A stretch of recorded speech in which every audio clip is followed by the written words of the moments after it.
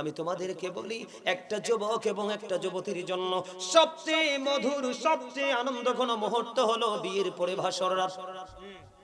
কথা কয় না কেন? কোন রাত? একটা নারী একটা মেয়ের জীবনে স্বপ্ন দেখে সুন্দর চরিত্রবান স্বামীর সাথে আমার মিলন হবে, বিয়ে হবে, নেকা বন্ধনে আবদ্ধ হয়ে যাব। একটা ছেলের স্বপ্ন দেখে পর্দাশীল ধার্মিক আল্লাহওয়ালা একটা মেয়ের সাথে আমার বিয়ে হবে, বাসর হবে। বন্ধুরে আমার, ও বন্ধু, তেমন একজন প্রেমিক ছিল রে, হযরতে হানজালা রাদিয়াল্লাহু তাআলা আনহু। বিয়ে হলো, বাসর হলো।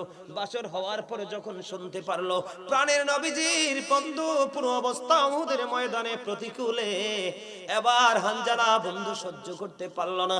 গোসলও তিনি করলেন না, কিন্তু বিবির সাথে আলিঙ্গন হলো, মিলন হলো। গোসল ফরজ, কিন্তু তিনি গোসল করলো না। দৌড়ে চলে গেল উন্মুক্ত তরবারি নিয়ে বন্ধু উহুদের দিকে।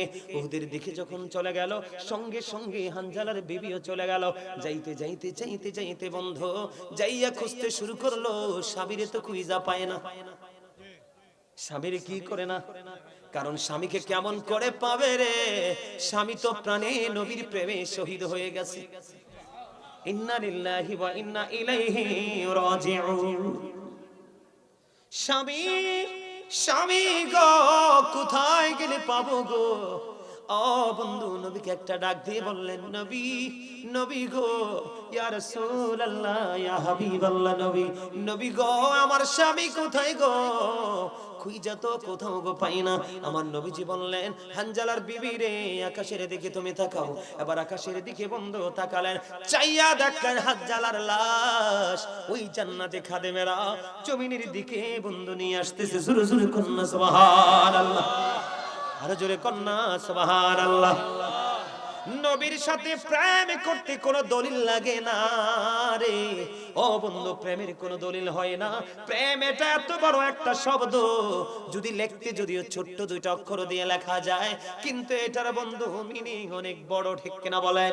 যেটা সৃষ্টি জগতের চাইতেও বড়, কারণ প্রেম নামক খুঁটির উপর দাঁড়িয়ে আছে বাংলাদেশ।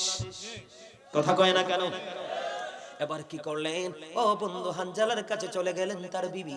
যাইয়া দেখলেন স্বামীর দাড়িগুলো বেবে ফোঁটা ফোঁটা করে পানিগুলো ঝরে ঝরে পড়ছে। ইয়া রাসূলুল্লাহ, ইয়া হাবিবাল্লাহ, নবী গো, আমার স্বামী তো গোসল করে নাই গো নবী। আমি প্র্যাকটিক্যালি প্রমাণ, বাসর হয়েছে ঠিক, কিন্তু গোসল করে না, এটাও তো ঠিক। কিন্তু নবী গো, এখন আমি চাইয়া দেখলাম, মনে হয় যেন আমার স্বামী এক্ষুনি গোসল করেছে গো নবী।